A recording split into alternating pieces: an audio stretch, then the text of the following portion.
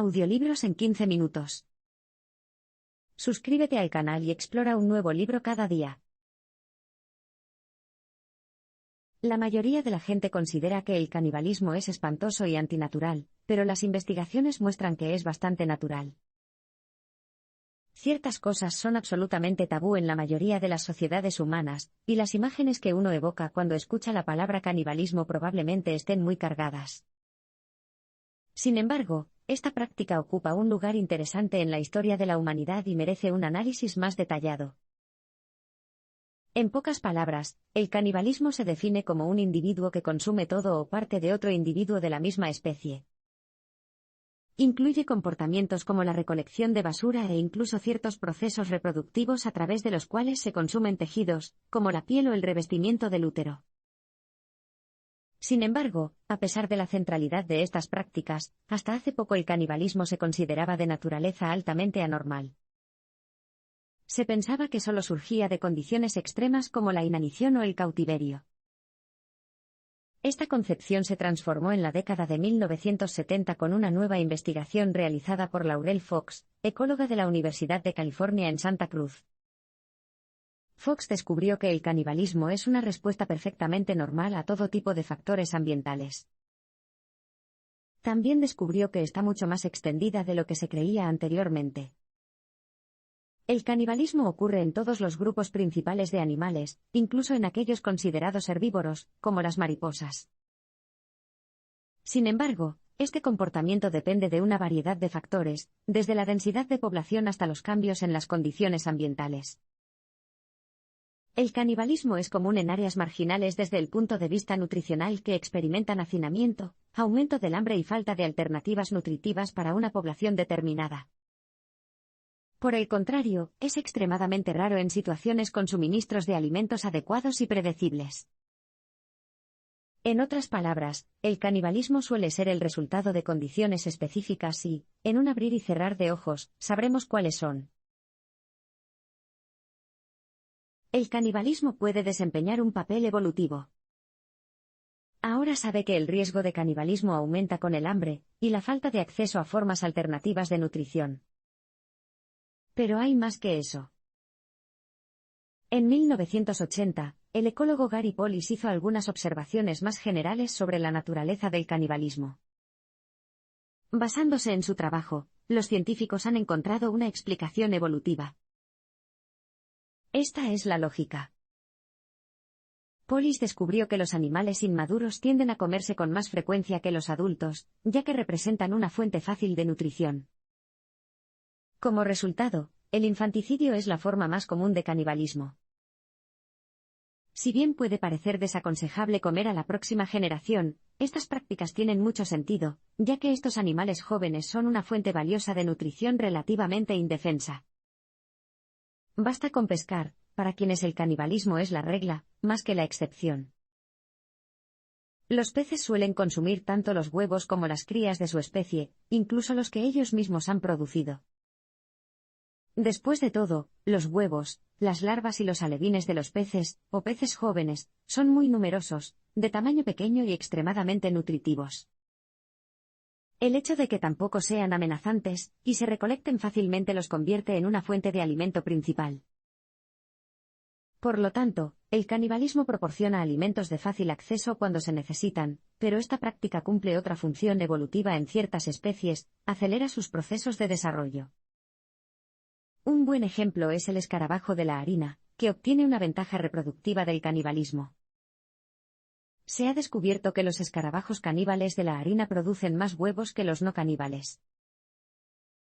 O piense en el tiburón tigre de arena, que practica el canibalismo en el útero con sus hermanos.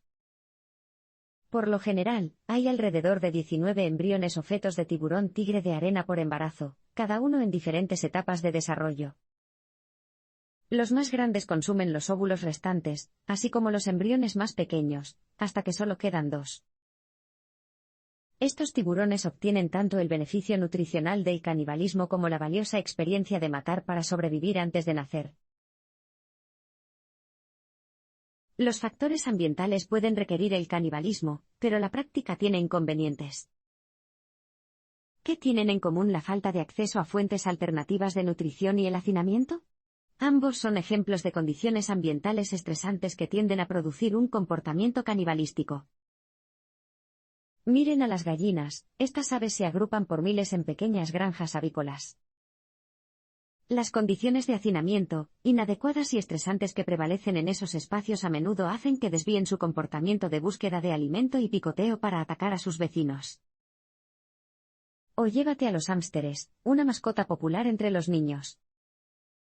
Estas criaturas domésticas sufren estrés relacionado con el cautiverio, como el causado por una jaula pequeña, el ruido excesivo, un ambiente húmedo o por vivir cerca de sus enemigos naturales, perros y gatos. Este tipo de estrés lleva fácilmente a los hámsteres a canibalizar a sus crías. De las 700 especies de mamíferos que existen, solo se sabe que 75 practican algún tipo de canibalismo. Es probable que esta baja proporción general se deba al número generalmente bajo de crías que producen los mamíferos, y al alto nivel de cuidado parental que reciben en comparación con otros animales. Si bien el canibalismo no es un comportamiento cotidiano en los chimpancés, se produce un canibalismo ocasional entre ellos.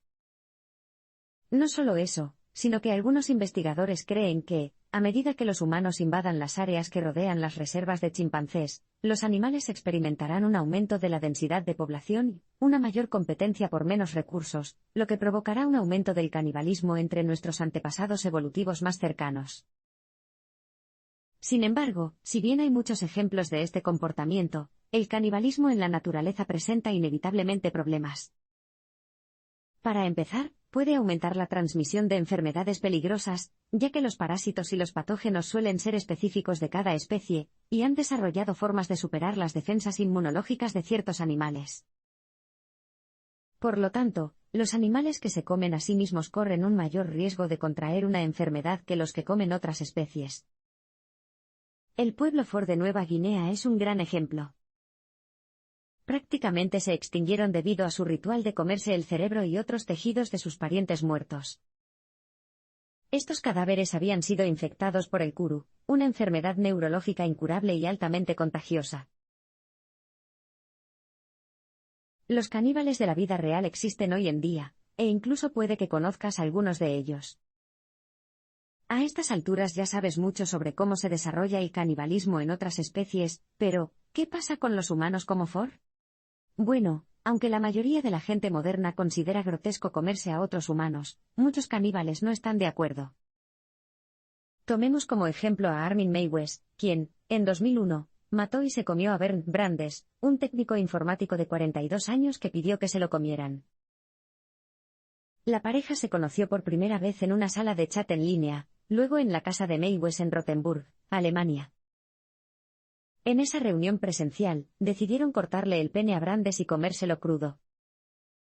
Sin embargo, al encontrarla dura y masticable, terminaron dándosela de comer al perro de Meiwes.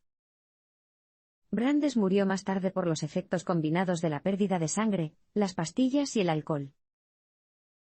A partir de ahí, Meiwes guardó los restos de Brandes en un congelador, comiéndolos durante varios meses y describiendo el sabor como el de la carne de cerdo, un poco más amargo. Luego estaba Issei Sagawa, quien asesinó y consumió a un estudiante holandés en 1981. Se salió con la suya debido a sus conexiones familiares, y dijo que la carne de su víctima sabía a atún crudo. Pero mucho más común que eso, es una forma de canibalismo practicada principalmente por mujeres blancas de clase media. Es el consumo de su propia placenta, ya sea cruda, en batidos, Bloody Marys o en forma de carne seca. Incluso hay empresas que convierten la placenta en suplementos nutricionales fáciles de tomar. ¿Por qué? Bueno, algunas comadronas y defensores de la salud alternativa afirman que la placenta tiene beneficios terapéuticos, como la capacidad de reponer la pérdida nutricional causada por el embarazo y el parto. Sin embargo, hay poca investigación oficial que respalde tales afirmaciones. El autor probó un poco de placenta por sí mismo, y comparó el sabor con el de la carne oscura o la carne de órganos. Sin embargo, también lo describió como completamente diferente a todo lo que había probado. El sabor era fuerte, aunque no abrumador, algo parecido a las mollejas de pollo que comía fritas cuando era estudiante universitario. Los tabúes del canibalismo occidental pueden tener su origen en la tradición cristiana, y desarrollarse a través de la narración de historias. El primer texto académico generalmente accesible sobre el canibalismo fue publicado en 1975 por el historiador británico Ray Tannehill. Esta obra, titulada Carne y Sangre, teorizó que la creencia judeocristiana de que los muertos necesitaban un cuerpo completo para resucitar está en el centro del tabú del canibalismo. Sin embargo, hay más en la aversión humana por el canibalismo que por la religión. También hay un proceso cultural mediante el cual las personas distinguen entre personas de dentro y de fuera, una distinción que a menudo se basa en la dieta. Tomemos como ejemplo a los británicos, a quienes se les ocurrió el despectivo apodo de ranas para describir a los franceses, que disfrutan de las patas de estos saltarines anfibios como un manjar. Del mismo modo, los colonialistas occidentales tildaron a los habitantes de las tierras que invadieron de salvajes o primitivos para justificar su propia apropiación de tierras. Y con frecuencia describían a los lugareños como caníbales. Tanto los eruditos occidentales como los lectores ocasionales fueron sometidos a un adoctrinamiento de 500 años que les contó poco sobre el maltrato genocida a las poblaciones nativas. Más bien, se les enseñó que Colón y otros exploradores europeos eran hombres valientes que habían luchado contra hordas delirantes de caníbales infrahumanos. Luego, en los albores de los siglos XVII y XVIII, el tabú occidental sobre el canibalismo se perpetuó fácilmente a través de los cuentos de hadas.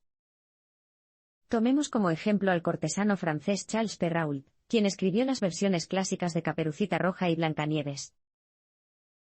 En Blancanieves de Perrault, la malvada reina come lo que cree que son los órganos de su hijastra muerta, Blancanieves. Pero el benévolo cazador al que la reina le dijo que asesinara a Blancanieves ha salvado a la joven y, en cambio, le ha dado a la reina carne de un jabalí. O pensemos en Caperucita Roja de Perrault, en la que el lobo realmente asesina a la abuela, la corta en trozos y almacena la carne, que Caperucita Roja come sin saber su origen. Luego, por supuesto, están los famosos Hansel y Gretel, recopilados y escritos por los hermanos Grimm alemanes. En este cuento, una anciana hace planes para comerse a los niños pequeños. Todas estas historias ofrecen ejemplos de caníbales malvados y maníacos. El horror que inspiran se utilizó para perpetuar la amenaza del canibalismo, y aterrorizar a los niños para que se portaran bien. Si bien los humanos desarrollaron normas culturales que hacen que el canibalismo sea inaceptable, podría resurgir. Muy bien, la cultura occidental tiene una larga historia de considerar el canibalismo como tabú. Pero, ¿de dónde provienen esas proscripciones? Bueno, el padre del psicoanálisis moderno, Sigmund Freud, dijo que las reglas asociadas a los tabúes se crearon para evitar que las personas regresaran a los impulsos violentos y animalistas del pasado. Sin embargo, a pesar de esas ideas, algunas culturas no occidentales, como la China o el pueblo For de Nueva Guinea, han participado en una variedad de actividades caníbales. Tao Tsung-yi, un escritor chino de la dinastía Yuan, que duró de 1271 a 1368, escribió que la carne de los niños sabe mejor, seguida de la de las mujeres y luego la de los hombres. Naturalmente, eso fue hace cientos de años, y el mundo moderno es una historia diferente. Dada la naturaleza hegemónica de la cultura occidental, es poco probable que en la actualidad se practique algún canibalismo ritual. Sin embargo, todo eso podría cambiar.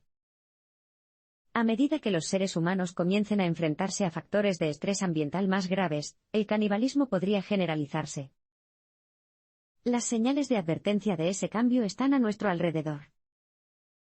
Tomemos como ejemplo la desertificación que está devastando estados como Texas y California, donde el período comprendido entre 2012 y 2014 fue el más seco registrado en 1200 años. Al mismo tiempo, enormes extensiones de China, Siria y África Central se están convirtiendo en desiertos, mientras que Kenia, Somalia y Etiopía, tres de los países más pobres del mundo, sufren la peor sequía en 60 años. Los resultados son la hambruna, la reducción del acceso al agua dulce y los conflictos políticos desenfrenados, todos los cuales constituyen tensiones ambientales para la raza humana. Ya sabes que el canibalismo es una respuesta natural al estrés severo de la naturaleza y, para los humanos, esto es especialmente cierto en tiempos de hambruna y guerra. Según el sociólogo Pitirín Sorokin, el canibalismo provocado por la hambruna se produjo 11 veces en Europa entre 793 y 1317, al igual que en la antigüedad, Grecia, Egipto, Roma, Persia, China, India y Japón. La verdad es que puede que no se pueda hacer mucho para evitar que el canibalismo vuelva a ocurrir, especialmente en las naciones más pobres y vulnerables.